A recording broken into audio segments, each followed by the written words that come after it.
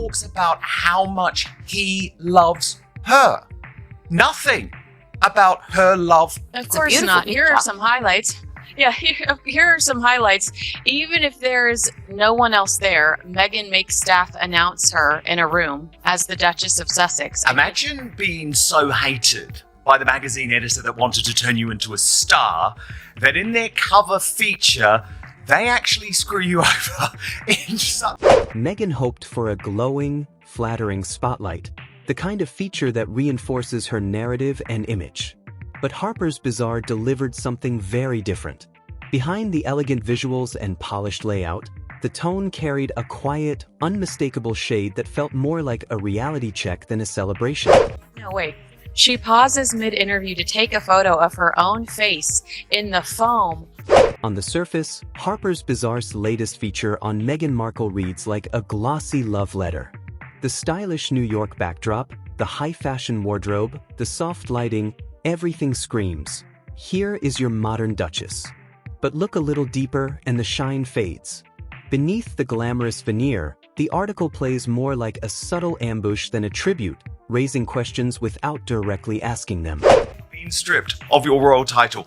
That is just what's happened overnight with this extraordinary cover feature on Harper's Bazaar with Meghan Markle as Even when Meghan tries to move as a private citizen, Harper's Bazaar refuses to treat her like one. Nearly every mention calls her the Duchess of Sussex, as though the title is a permanent headline she cannot escape. It's subtle, but the repetition acts as a pointed reminder. She may want to separate herself from the monarchy, yet the world still associates her with it, and she continues to benefit from that association. Claims that Meghan is an authority on parenting in her friend circle because she uses things like apps.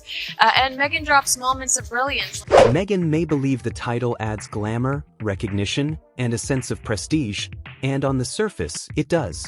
She may even see it as harmless branding. But in the broader picture, it reads differently. Using a royal title that still legally belongs to the crown in a commercial-style magazine spread can be interpreted as calculated.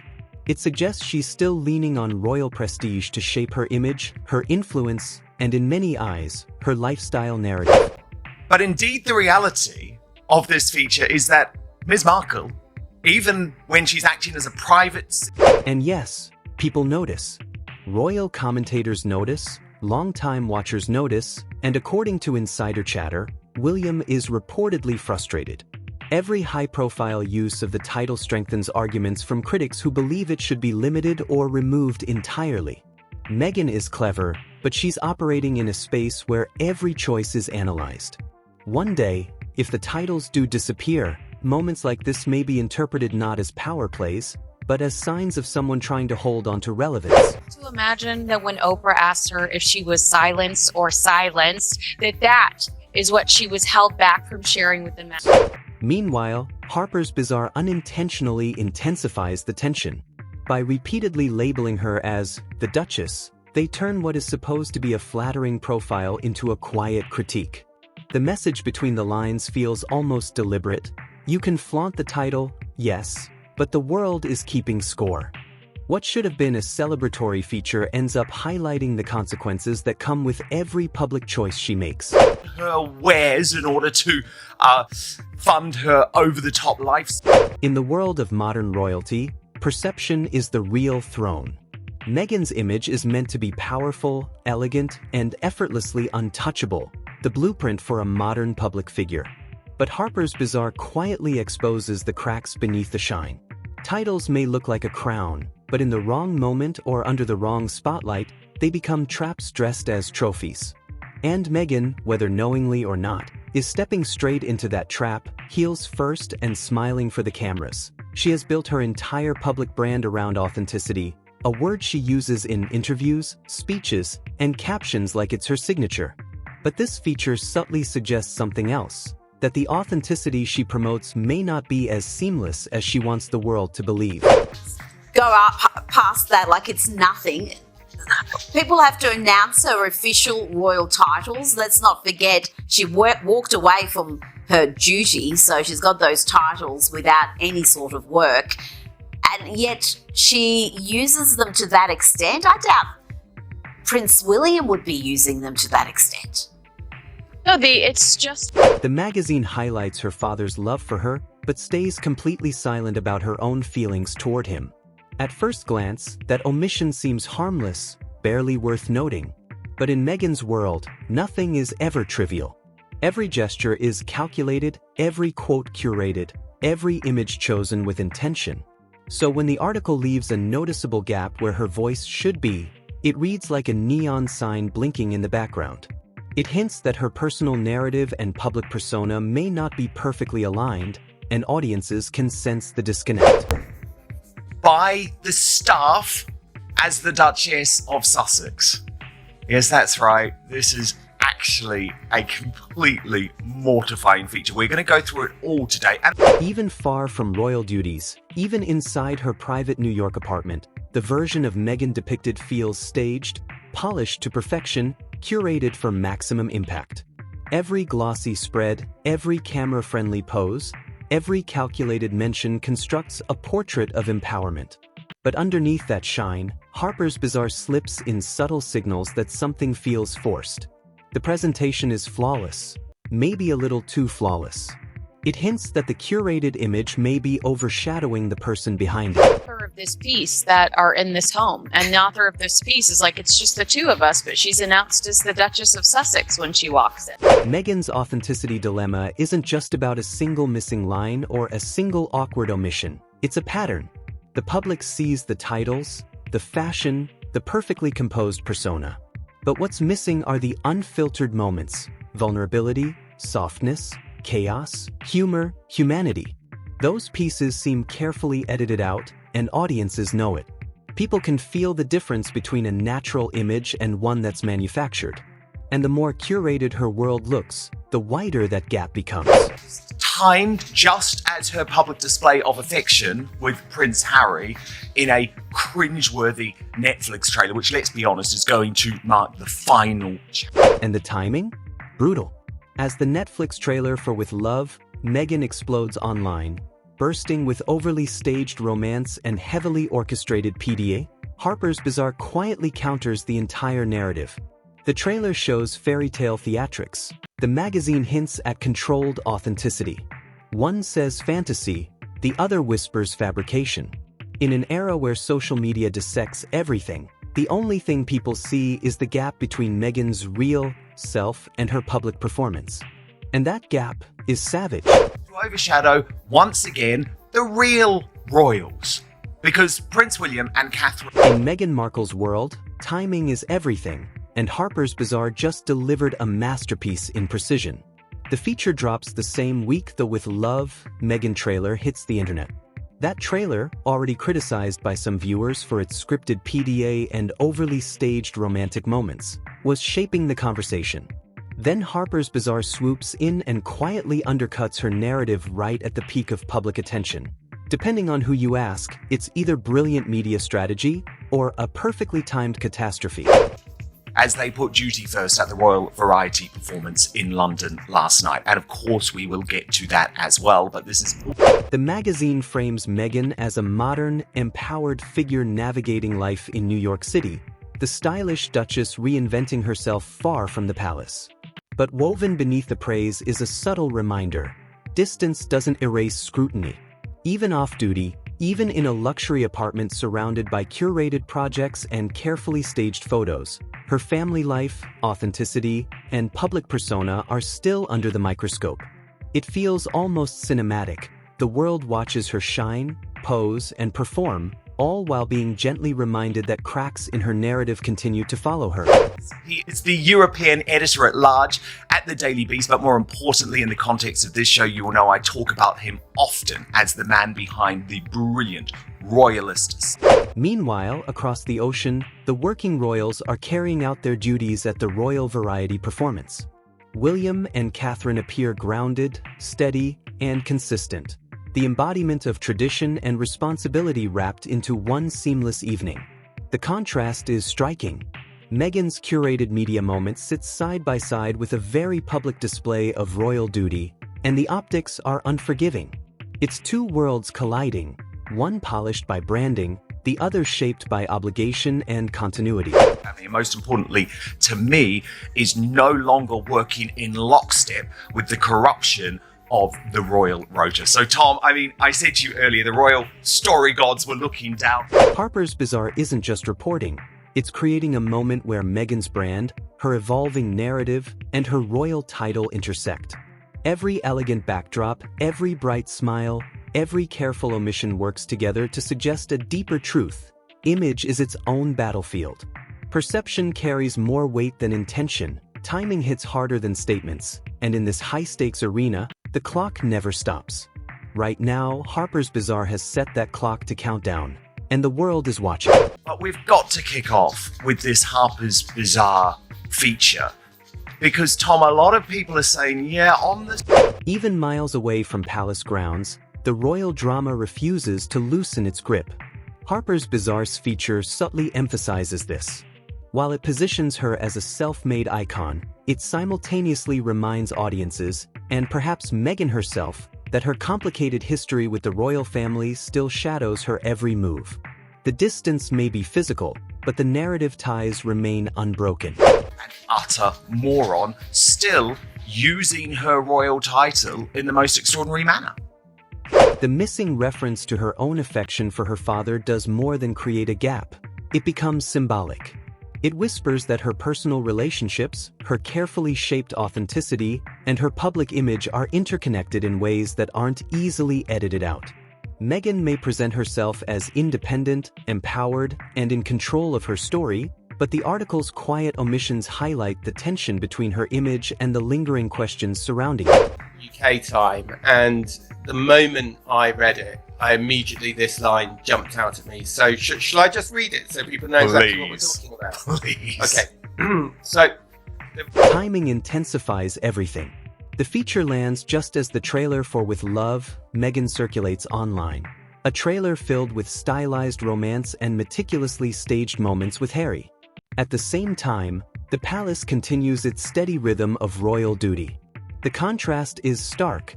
Meghan's world of personal branding versus the monarchy's world of responsibility and tradition. The message isn't spoken aloud, but it's unmistakable. No matter how polished her image becomes, the underlying tension remains. And she does one interview with her first at a fancy hotel in Beverly Hills, where actually, when I read it again... Royal watchers are paying close attention. William, Catherine, and palace insiders notice every move, every public appearance, and every glossy magazine cover. Meghan's attempts to craft a new narrative often clash with the enduring rules, scrutiny, and expectations of royal life. Harper's Bazaar quietly feeds into this tension, showing that her personal and public challenges aren't just fleeting headlines. They are part of a continuing, high-stakes saga that follows her every step. Which is, as you know as a journalist, an incredibly annoying and patronizing thing as a journalist to have the PR present. Then she says, in Meghan's world, this isn't merely a magazine feature, it's a reminder. No matter how empowered she appears, the royal feud is alive, persistent, and ready to catch her off guard. Harper's Bazaar subtly holds up a mirror, reflecting her choices in ways that feel both unflattering and unavoidable. The magazine doesn't just flatter her, it highlights strategic missteps. According to observers, Meghan's repeated use of her royal title in commercial contexts is risky, and the feature quietly confirms what insiders have whispered for months. We're in a grand brownstone on the Upper East Side that belongs to one of Meghan's friends, who I believe is Mission No, but when I enter, the house manager announces, Meghan, Duchess of Sussex. Every mention of the Duchess of Sussex in glossy spreads isn't just branding, it's a signal. William reportedly views this repeated exploitation as evidence that titles may eventually need to be restricted or removed. And Harper's Bazaar, whether intentionally or not, strengthens that argument by providing tangible examples for critics to point to, a subtle but powerful reinforcement of the ongoing tension. Last night, I said that, I love a trumpeter to announce my presence when I go into the kitchen as much as any other guy. I'm sure you have a page to, wherever you go. Meghan is navigating a high-stakes game. She's positioning herself as a global icon, Yet she continues to rely on a royal label that comes with conditional power. One day, those titles could vanish, leaving her carefully curated personal brand fully exposed. Each magazine feature, each editorial mention, each staged photo only adds pressure. The stakes are high, and the consequences are real, even if not immediate. Frankly, sycophantic article in the way that, often these American magazine articles are, because it's really all about it. The magazine, intentionally or not, also signals to the public that her choices are not without repercussions. Royal titles are not mere accessories. They are privileges bound by history, tradition, and expectation. Using them for commercial gain risks scrutiny and backlash from the palace, from media commentators, and from the public. A reminder that perception is always part of the equation. It's an extraordinary bit of unfiltered snark, I think, from the journalists. It's the official American term for this. Because, Tom, you had a very interesting take on this in The Royalist, because, of course, your connections... Ultimately, Harper's Bazaar acts as a litmus test for Meghan's strategy. Media analyst Sykes emphasizes a simple truth.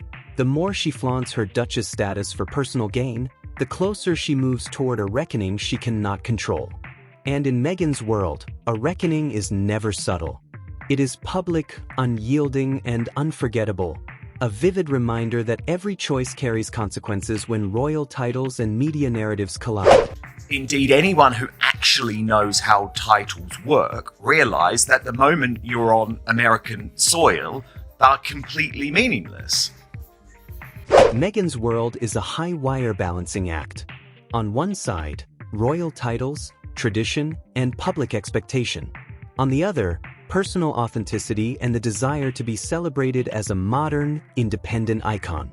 Harper's Bazaar quietly exposes just how precarious that balance is. Every image, every feature, every mention of the Duchess of Sussex reminds the world that the two sides are rarely in perfect harmony.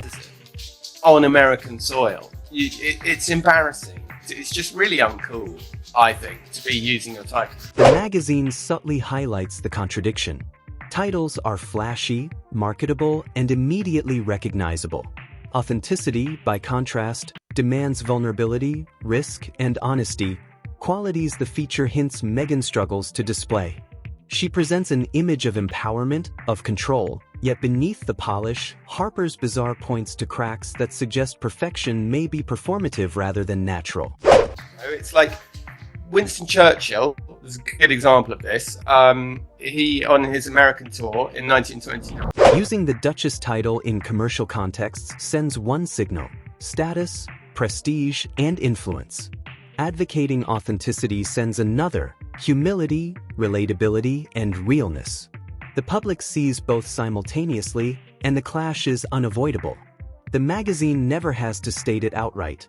The implication is clear. The two cannot always coexist effortlessly, and the tension is impossible to ignore. I'd say that's the end of my impressions. No, I'm loving it, Tom. A man of many talents. And I think what's... Timing intensifies the scrutiny. As with love, Meghan streams worldwide, showcasing her authentic romance. Harper's Bazaar quietly undermines the narrative by exposing how calculated her personal story remains. Her authenticity crisis is no longer private. It is performative, public, and unavoidable. The contradiction between image and reality has become a spectacle, one the world cannot ignore. Things are sometimes approached fictionally, where people can have a bit more latitude. And of course, P.G. Wodehouse, one of the great chroniclers of the sort of transatlantic... In Meghan's universe, perception is reality. Harper's Bazaar reminds her, and everyone watching, that a duchess's crown may gleam, but it cannot mask cracks in the carefully constructed image. Titles carry power, prestige, and allure, but authenticity is the true measure of influence. And on that front, Meghan is walking a tightrope, daring the public to notice every misstep. Pre-war interatlantic snobbery, P.G. Wodehouse. Remember last year, when Meghan leveraged her Duchess title even for private gifts? The magazine subtly references this pattern, highlighting the tension between personal branding and authentic identity.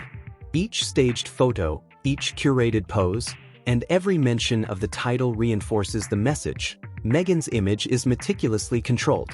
But control is not authenticity, and as the public becomes savvier, the gap between image and reality becomes increasingly impossible to overlook. The north of England somewhere looking after his pigs and is always being mistaken for the gardener by visitors to the house because he wears a battered old jacket.